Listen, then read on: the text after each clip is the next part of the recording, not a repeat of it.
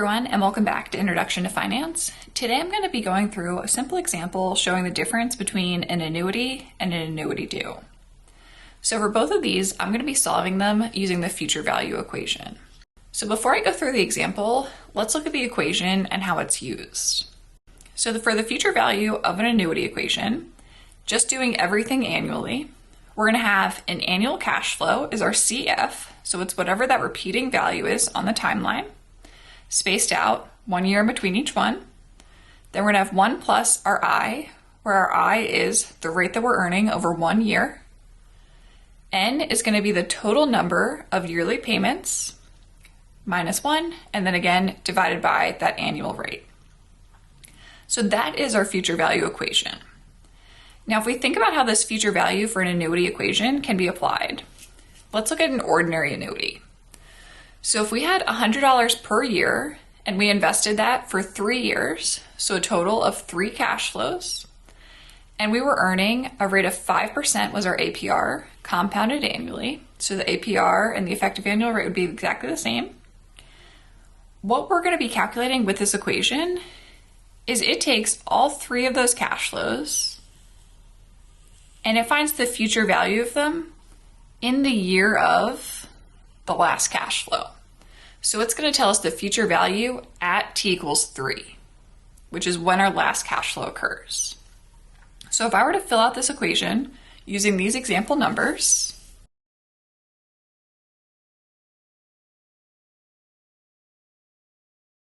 I have $100 is my cash flow. My annual rate, or the rate I'm earning in between each cash flow over each year, is 5%. I have 3 cash flows total, minus 1, and then again, that same rate in the denominator.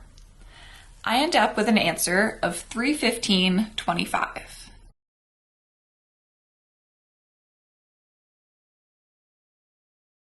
So what we just solved is an ordinary annuity. So an ordinary annuity, again, the cash flow occurs at the end of each period. And whenever the ordinary annuity is what you have, you can use just the regular annuity equation. So the future value, again, just to emphasize, is going to take you to the year or the time period of the last cash flow.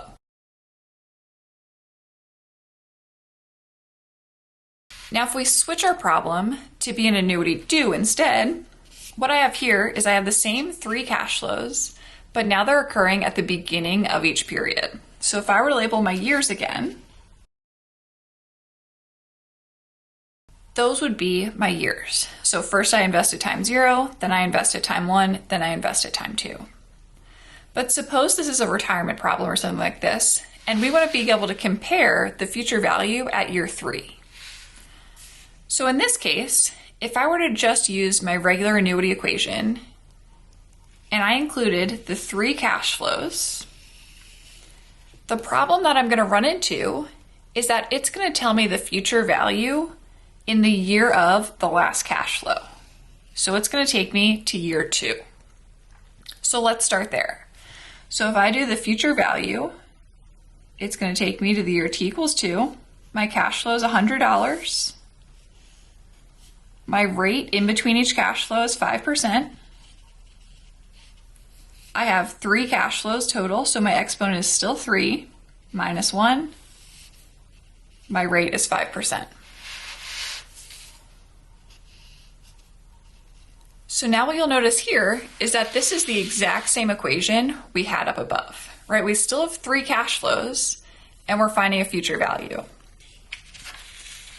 But now it's telling us the future value 1 year before. So my future value at t equals 2 is going to equal $315.25. Now I can essentially just draw a tinier timeline going from 2 to 3, where I just have that 1 single cash flow. So all of this money still stays invested for that final year. So I want to find the future value of that amount at t equals 3. But now it's not a repeating cash flow, it's just a single cash flow. So what we actually need here is we need our single cash flow equation.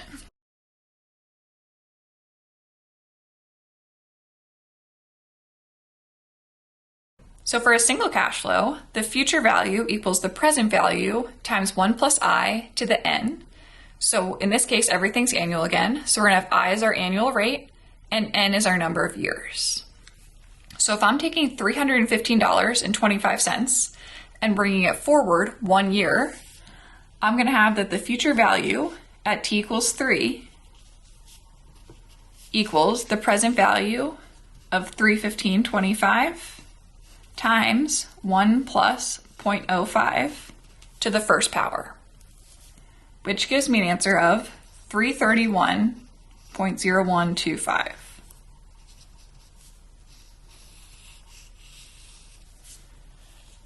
So we would actually end up with more money if we invested at the beginning of the period rather than at the end of each period. And now let's think about the intuition behind this.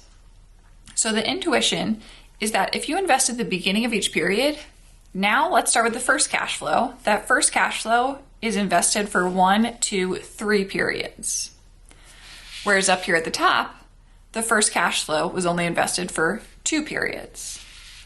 Now going on to the next cash flow, if you invest at the beginning of the period, it stays for 2 periods. Up here, only 1 period. So by investing at the beginning of each period, each one of these cash flows gets compounded 1 additional time. So that's where we end up with this multiplying it by 1 plus 0.05 to the first power. Now, a common mistake I see people making is that they try to switch this annuity due equation, and instead of putting a 3 here, they put a 4 there.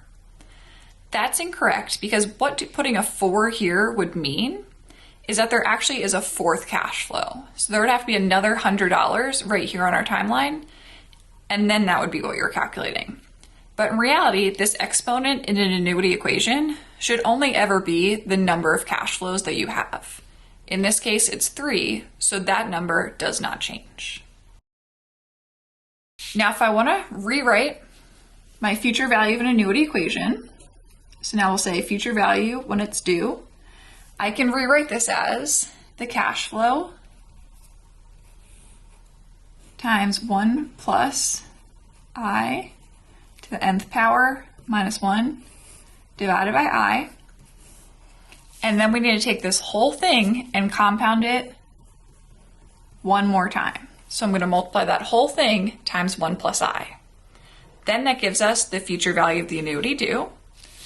And you'll notice between these two, assuming that I is a positive number, the future value of the annuity due will always be larger than the future value of the regular annuity because of that 1 extra compounding period. I hope you found this video helpful. If there's any other videos you'd like to see, please leave them in the comments down below. And I'll also be uploading another video where instead of future value, we do present value. So once that video is released, I'll link that down below as well.